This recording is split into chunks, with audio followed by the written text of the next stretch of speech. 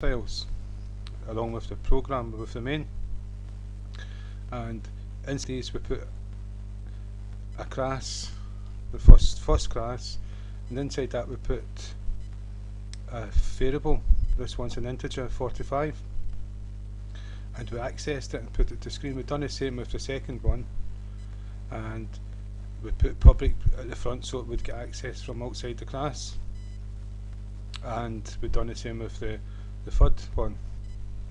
Now what we've done now is we've added a method to the class, the third class, the second class, the third class, and we've also added a method to the main program just before the main method. We'll access that as well. But the first thing we're going to do is the second class, we've not put public in front of it, so it's private, we can't access it. And the first one we've done the same, we've not put public. But the third one we've put public means we'll be able to get access to this.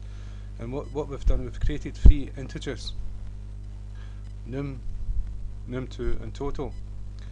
And num and num2 are 4, and total is num times num2, which is 16. And then we're printing out to the screen, third class method answer equals total, the answer of this, and that's going to be 16.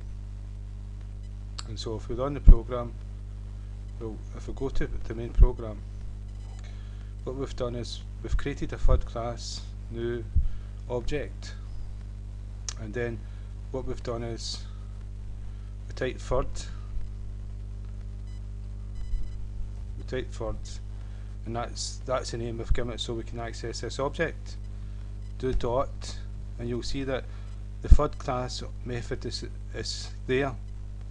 We double click it and put brackets on it. You've got to have brackets because that's a constructor, and semicolon, and if we run that program it should run that method. Third class method answer equals 16, and to prove that's the case, what we're going to do is go back to third, change num to 2, so 2 times 4 is 8, run the program, and 8. So just to prove that that's been accessed and within here has been processed. So if it's done what it's supposed to do, it's done what it says on the tin. So you've got integer num.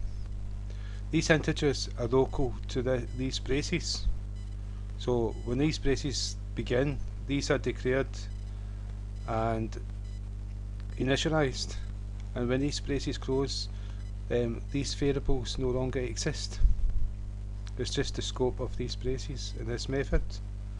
And so when you call the method again, it creates a new instance of these, assigns some numbers, and then when it's finished with the method, they no longer exist, and it keeps doing that. And this garbage collectors that collect all this at the end, and so it's just, that's why we don't need to put public here, because we're not accessing them the way we would access this one here. And that's why we've got public in the method, because we're going to access the method from outside this class. Right, to go to the second one, what we're going to do is we're going to do a string name equals Charles,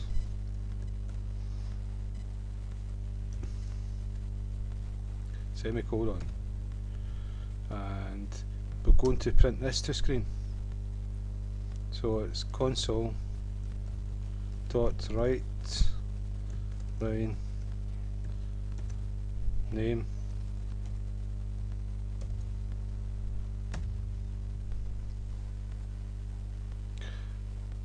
and so now we go to the main program,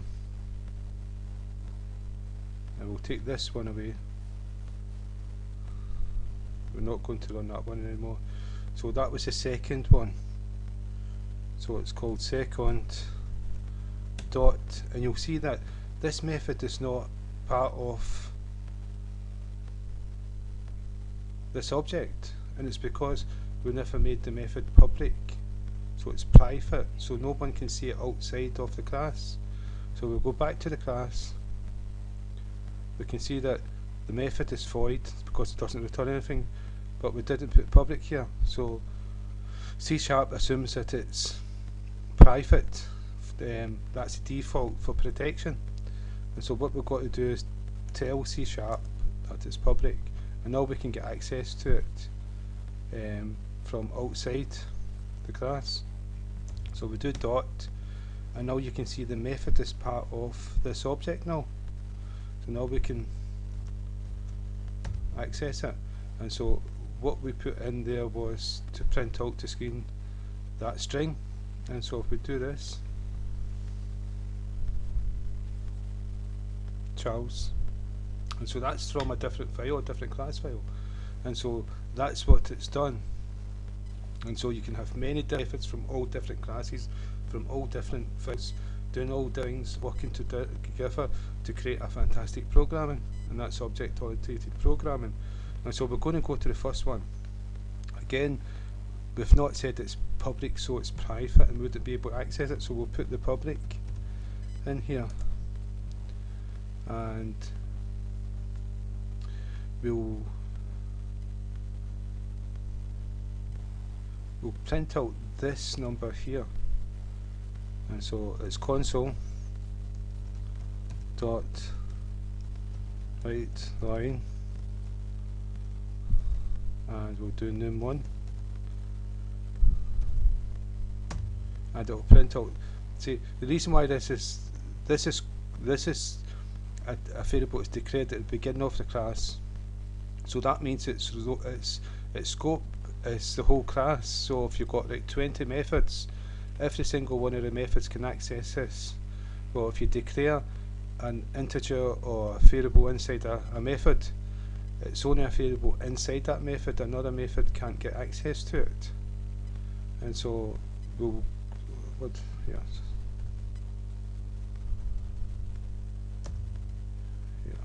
so that came from here.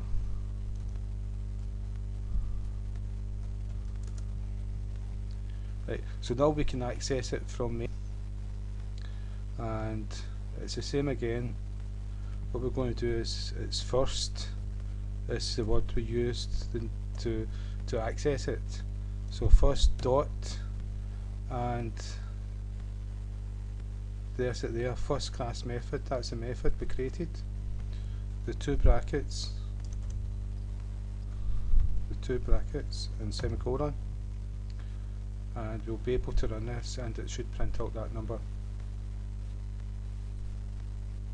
45. So that's how you access each one of these from main. You create an object, and with the dot operator you'll get access to these methods. And so the one that's inside the main program, because it's inside main, what we've got to do is we've got to say it's static to use it inside static.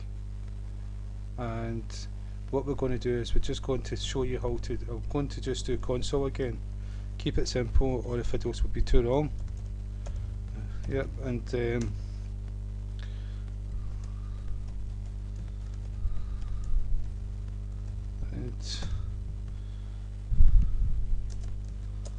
inside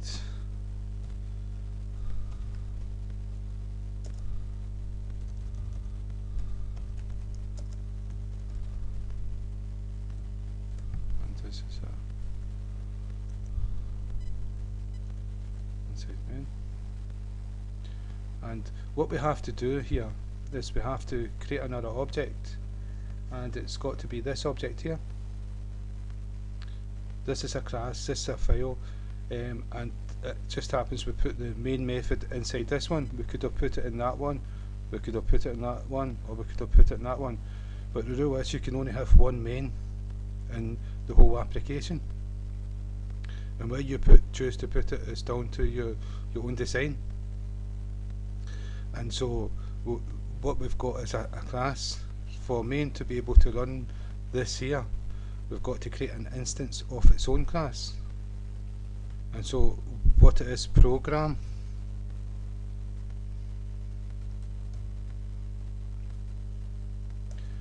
and we'll call it pro equals new, and program, and then we'll put the brackets and semicolon. So that's us created an instance of it. Now, to get access to this, we'll type pro dot, and you can see it's not showing it because it's not public. So we've got to make this public,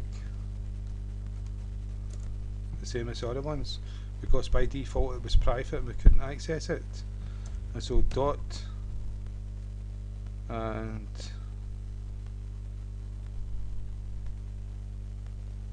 it's not there.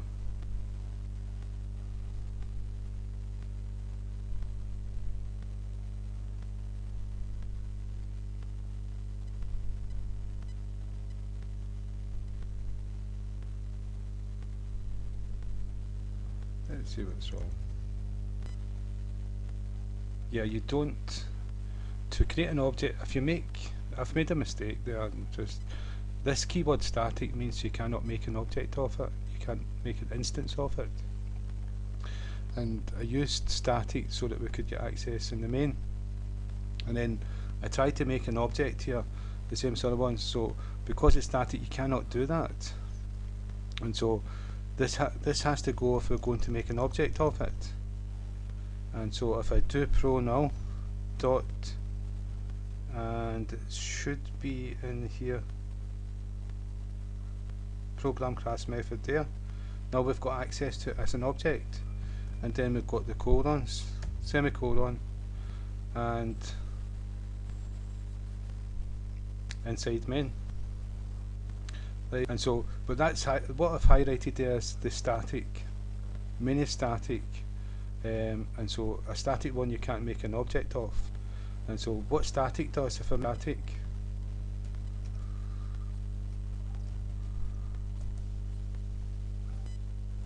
yeah, what static does if I make it static, right, I do not create an object of it. There can only be one static. Static means it stays the same. You can't create two of them, or three of them, or four of them.